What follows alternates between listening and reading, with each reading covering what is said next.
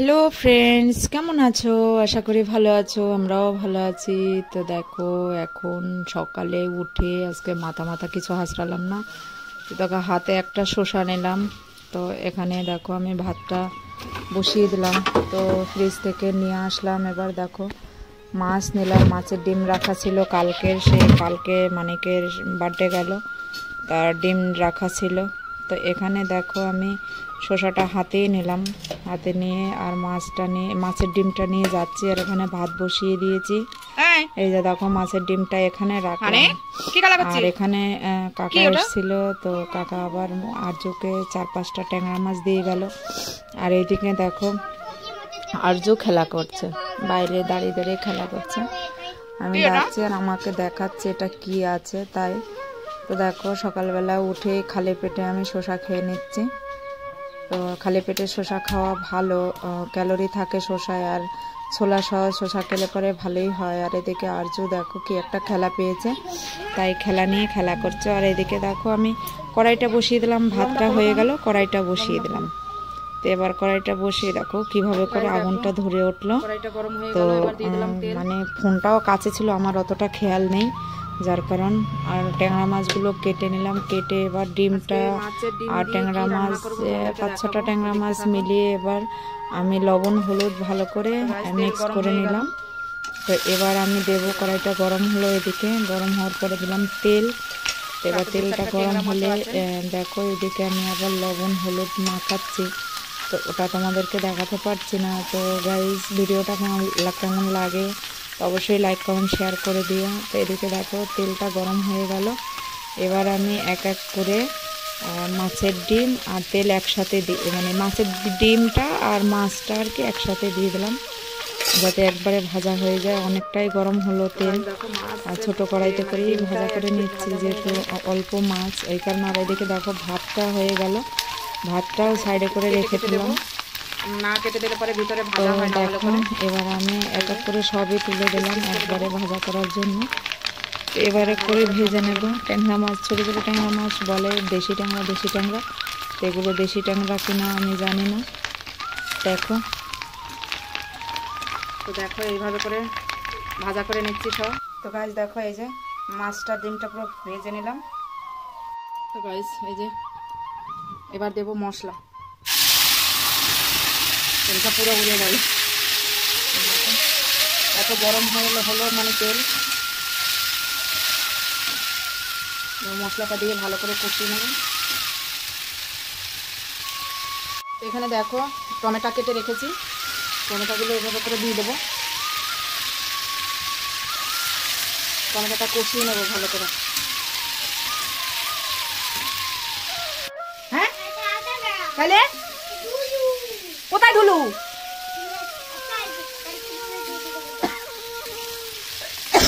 তো দেখো গাইস এই যে টমেটোটা পুরাই হয়ে, মাছ ভাজা খাবা? তো মশলাটা কষানো হলো। প্রতিদিন আমি কচুটা মানে অন্য সময় রান্না করলে পরে মানে ভেজে নিই, তো আজকে আর ভাজলাম না, আজকে ভাজা ছাড়া কষিয়ে রান্না করবো, দেখবো কেমন লাগে। তো এই যে দেখো একটু ভালো করে মশলাটা কষিয়ে নেবো। তো গাছ দেখো এইভাবে করে ভালো করে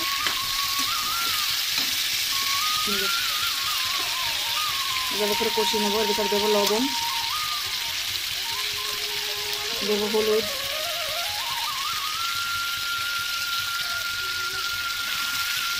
ভালো করে নাড়াবে চড়াবো, এভাবে করে নাড়িয়ে চড়িয়ে কষিয়ে নেব। একটু জল দিয়ে দেবো, কারণ শুধু তেলের উপরে ধরে লাগবে মশলা।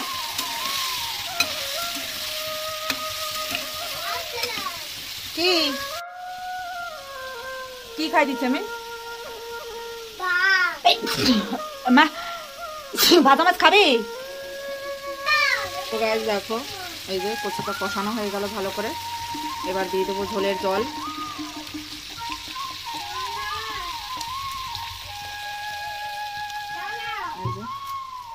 এবার ফুটে উঠলো তরকারিটা, ঝোলটা দেখো, তরকারির ঝোলটা ফুটে উঠলো, এবার মাছগুলো দিয়ে দেবো ভালো করে। তো ডিম দিয়ে কে কে কচু রান্না মানে মানকচু রান্না খেয়েছো কমেন্ট করে অবশ্যই বলো। আর এবার এগুলো হতে থাক আর তোমরা দেখতে থাকো। দেখো বাইরে এত রোদ, মানে সীমা ছাড়া রোদ। আর এখানে দেখো কি করে রেখেছে, এখান থেকে কি করে নামবো। এমনি তো ঘর গর্ত, তখন মাটি টাটি কিছুই দেওয়া নেই, নামা ওটা খুবই কষ্ট। হ্যাঁ কোথায় ভালো করে রেখেছো তুমি? কি ও তো পরি যাবা তো, নিচে নামো নিচে নামো, ওটা ঠিক করো, চটি রাখো এখানে।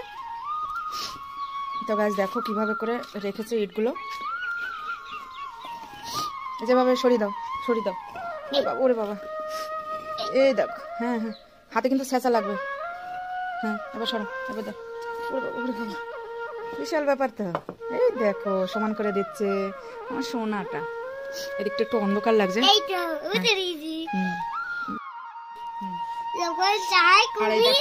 খিচখিচে বালি লাগিয়েছিস গায়ে। খিচখিচে বালি কোথা দিয়ে লাগিয়েছিস?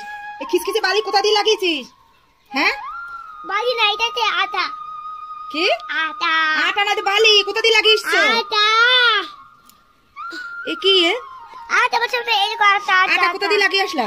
ওই সবাই কোথায় কি করেছিস? এ মামা ফোবে না দেখি। দেখো এই ঘরে এসে কি করে রেখে দিয়েছে।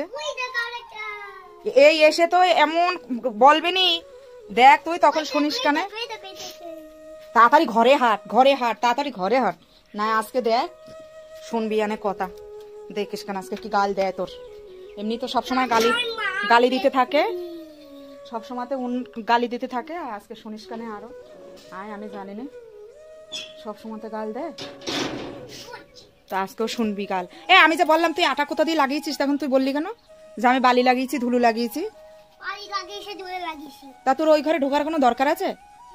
হ্যাঁ কেন ঢুকলি কেন? হ্যাঁ ও যে এসে গাল দেবে তোর ভাল লাগবে শুনতে? হ্যাঁ এসে যে গাল দেবে শুনতে ভাল লাগবে? তুই কি ছেলে হলি বল? আজ দেখো এখানে ভাতটা রান্না করে আমি এক সাইডে রেখে দিয়েছি, আর দেখো তরকারিটা হচ্ছে। আর ঘরে তো মাটি নেই, দেখো গর্ত, উঠতে নামতে খুবই কষ্ট হয়। এই দেখো এই ঘরেও গর্ত, এই যে কতটা গর্ত, এই যে উঠতে নামতে খুবই কষ্ট হয় ঘরের ভিতরে। এই যে গর্ত, এই যে ওঠা যায় না নামা যায় না, এর ভিতরে থাকি আমরা। কি করব বলো, স্বামী ইনকাম করে না, ইনকাম না করলে সব হয়। ইনকাম করতে পারলে সব জিনিস হয়, ইনকাম না থাকলে কিছুই হয় না। তো ইনকাম করা মানুষই চুপ করে বসে থাকে, কাজ করতে চায় না, কর্ম করতে চায় না। সংসারটা তো চলে কোনো মতে চলে, খাই রেশন চালের ভাত, কেনা চালের ভাত তো আর খেতে পারি না, রেশন চালের ভাত খাই আমরা। আর থাকি গর্তের মধ্যে, দেখো কেমন গর্ত, মাটি দেয়া নেই, চটি দেয়া নেই, তাও কি করবো, এগুলো একটু গোবর টবর দিয়ে নিকিয়ে ভালো করে রাখি। তাই আমাদের মতো গর্তে কে কে থাকো। যদি ইনকাম না করে তার বোর পরিস্থিতিটা কতটা গিয়ে দাঁড়ায়, যার যার ঘরে আছে সে বোঝে। স্বামী ইনকাম না থাকলে তার কত কথা শুনতে হয়, কত মানুষের কথা শুনতে হয়, কত মানুষ উল্টাপাল্টা কথা বলে। যার আছে, যার যার ঘরে আছে, তারা বোঝে, বল মানে জানে। আমার মতো যারা অসহায় আছে, পুরো নিরুপায় অসহায়,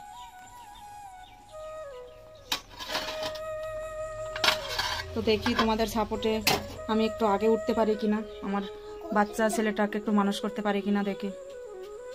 তোমরা যদি সাপোর্ট করো, পাশে থাকো, তাহলে সবই হবে। পাশে থাকলে না থাকলে, সাপোর্ট না করলে কিছুই হবে না। তোমাদের উপরে সব কিছু আমার। তো দেখো মেশিনটা কিনলাম, লোন করে কিনলাম, তো লোনের টাকাও শোধ করতে হবে। কি করে শোধ করব জানি না, টেনশনও হচ্ছে। কাজকর্ম না করলে পরে কি করে শোধ হয় বলো?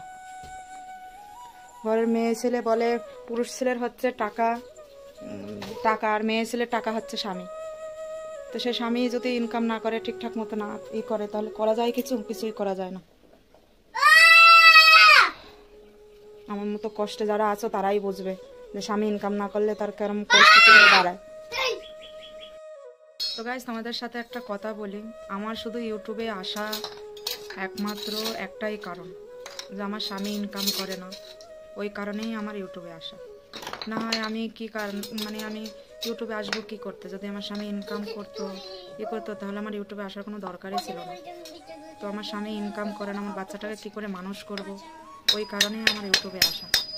তো গাইজ তোমরা একটু বেশি বেশি সাপোর্ট করো, তোমাদের কাছে আর কিচ্ছু চাই না, শুধু সাপোর্ট চাই। তোমরা আমার পাশে না থাকলে আমি কিছুই করতে পারবো না, আর কিছুই আমার হবে না। আমি না ছেলেটাকে মানুষ করতে পারবো ভালোভাবে, না কিছু করতে পারবো। তোমরা একটা জিনিসই বোঝো, যার স্বামী ইনকাম করে না সে কি করে থাকতে পারে, কিভাবে থাকতে পারে বলো? তারা তো একটা রাস্তা চায় থাকা, বাঁচা, তারা তো বাঁচার একটা রাস্তা চায়।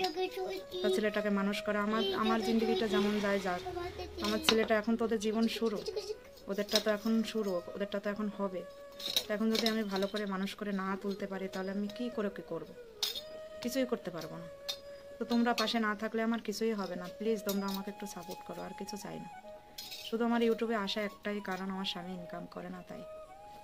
আমার স্বামী ইনকাম করে না, আগে তো মোটোই করতো না, এখন যাই হোক একটু টুকটাক করে মানে করে, ওই চলার মতো করে, চলে কোনো মতে চলে, সংসার ভালো চলে না।